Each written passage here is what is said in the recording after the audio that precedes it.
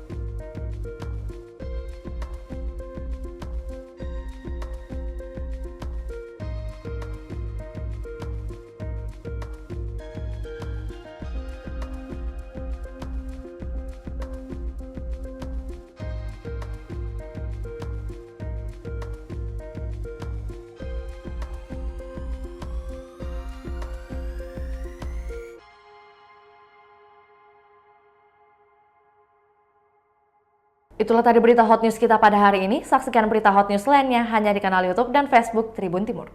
Terima kasih sudah nonton. Jangan lupa like, subscribe, dan share ya.